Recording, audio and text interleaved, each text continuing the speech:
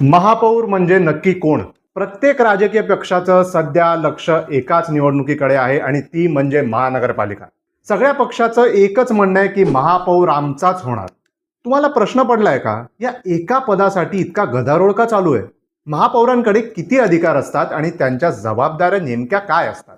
चला आपण जाणून घेऊया महापौर म्हणजे नक्की कोण. नमस्कार, मी रौनक म्हात्रे. लोकल बंधन मीडिया चॅनलमध्ये तुमचं मनापासून स्वागत. ज्याप्रमाणे देशाचे प्रथम नागरिक राष्ट्रपती असतात आणि राज्याचे प्रथम नागरिक राज्यपाल असतात, त्याचप्रमाणे शहराचे प्रथम नागरिक महापौर असतात. हे पद लोकशाहीचे प्रतीक आहे, कारण महापौर हे लोकांमधून निवडून आलेल्या नगरसेवकांपैकी एक असतात. महानगरपालिकेच्या संरचनेत दोन बाजू असतात. एक लोकप्रतिनिधी म्हणजे मेयर आणि दुसरी प्रशासन, आयुक्त आणि अधिकारी. महापौर हे लोकप्रतिनिधींचे प्रमुख असतात. आपण म्हणजे जनता थेट महापौर निवडत नाही, आपण नगरसेवक निवडून देतो. हे निवडून आलेले नगरसेवक आपल्यापैकी एकाची महापौर म्हणून बहुमताने निवड करतात. महापौराचा कार्यकाळ 2.5 वर्षाचा म्हणजे 30 मंथ्स असा असतो. 5 वर्षाच्या महानगरपालिकेच्या कार्यकाळात 2 वेळा महापौर बदलले जातात. सभापती म्हणून भूमिका. महानगरपालिकेच्या सर्वसाधारण सभांचे म्हणजे जनरल बॉडी मीटिंगचे अध्यक्षपद महापौर भूषवतात. शहराच्या विकासासाठी कोणते प्रकल्प राबवायचे, बजेटमध्ये कशाला प्राधान्य द्यायचं, यावर जेव्हा नगरसेवक चर्चा करतात तेव्हा त्या चर्चेचं नियंत्रण महापौर करतात. महानगरपालिकेने घेतलेल्या कोणत्याही धोरणात्मक निर्णयाला किंवा ठरावाला महापौरांच्या स्वाक्षरीशिवाय अधिकृत स्वरूप प्राप्त होत नाही. शहरात येणारे पंतप्रधान, राष्ट्रपती किंवा परदेशी राष्ट्राध्यक्ष यांचे स्वागत करण्याचा पहिला मान महापौरांचा असतो. त्यांना गार्ड ऑफ ऑनर दिलं जातं. अनेकांना वाटतं की महापौर हे शहराचे मालक आहेत, पण प्रत्यक्ष अधिकारांची विभागणी अशी असते. महापौर मेयर आणि आयुक्त म्युनिसिपल कमिशनर, ह्यांच्यातला फरक तुम्हाला माहिती आहे का?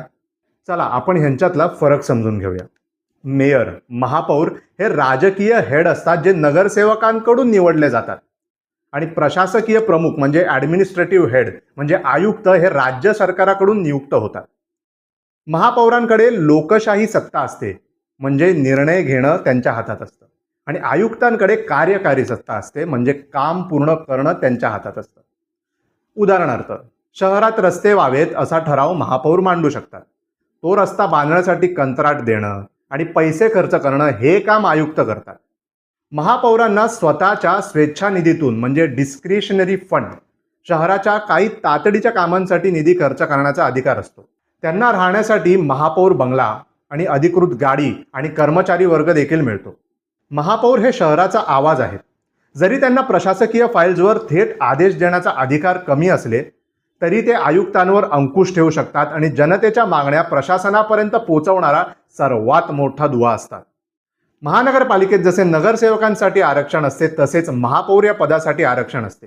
हे आरक्षण राज्य सरकारतर्फे लॉटरी काढून ठरवले जाते. महापौर पद हे खालील प्रवर्गांसाठी आळीपाळीने आरक्षित केलं जातं. अनुसूचित जाती SC, अनुसूचित जमाती ST, मागास प्रवर्ग OBC आणि महिला. एकूण आरक्षणापैकी 50% पदं महिलांसाठी राखीव असतात. खुले वर्ग, ज्यामध्ये कोणीही निवडून येऊ शकतं. यामुळे समाजातील सर्व स्तरातील व्यक्तींना, विशेषतः महिलांना आणि मागासवर्गीयांना शहराचे सर्वोच्च पद भूषवण्याची संधी मिळते. महापौरांना शहराच्या तातडीच्या गरजा पूर्ण करण्यासाठी एक विशेष निधी दिला जातो. त्याला महापौर स्वेच्छा निधी म्हणतात.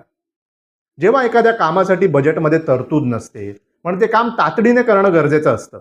गरीब रुग्णांना उपचारासाठी आर्थिक मदत करणे, शैक्षणिक कारणासाठी मदत, शहरातील अचानक उद्भवलेल्या समस्या म्हणजे उदाहरणार्थ आग, पूर किंवा सार्वजनिक सुविधांची छोटी दुरुस्ती, ह्यासाठी तो निधी वापरला जाऊ शकतो. पण इथे काही मर्यादा आहेत. हा निधी खर्च करताना महापौरांना काही तांत्रिक नियमांचे पालन करावे लागते आणि आयुक्तांची प्रशासकीय मंजुरी घ्यावी लागते. महापौरांची निवड ही एखाद्या सिनेमासारखी रंजक असते. महानगरपालिका निवडणुका होतात आणि लोक नगरसेवक निवडतात. ज्या पक्षाचे सर्वात जास्त नगरसेवक निवडून येतात तो पक्ष आपल्या महापौर पदाचा उमेदवार जाहीर करतो. इच्छुक उमेदवार प्रिसिडिंग ऑफिसरकडे अर्ज भरतात. महापालिकेच्या सभागृहात सर्व नगरसेवक एकत्र जमतात आणि हात उंचवून किंवा गुप्त मतदानाने महापौराची निवड करतात. साधारणपणे विभागीय आयुक्त किंवा जिल्हाधिकारी या निवडणूक प्रक्रियेवर देखरेख ठेवतात. महापौरांना मिळणारा पगार हा खूप मोठा नसतो. तो सन्माननिधी स्वरूपात असतो, पण त्यांना मिळणाऱ्या सुखसोयी राजशाही असतात. महापौरांच्या गाडीवर पूर्वी लाल दिवा असायचा, आता बदलत्या नियमानुसार विशेष ओळख चिन्ह आणि शहराचे बोधचिन्ह असते. त्यांना गरजेनुसार पोलीस संरक्षण देखील दिले जाते. थोडक्यात सांगायचं तर आरक्षणामुळे समानता येते, तर स्वेच्छेनिधीमुळे महापौरांना पीपल ओरिएंटेड वर्क वेगाने करता येतं.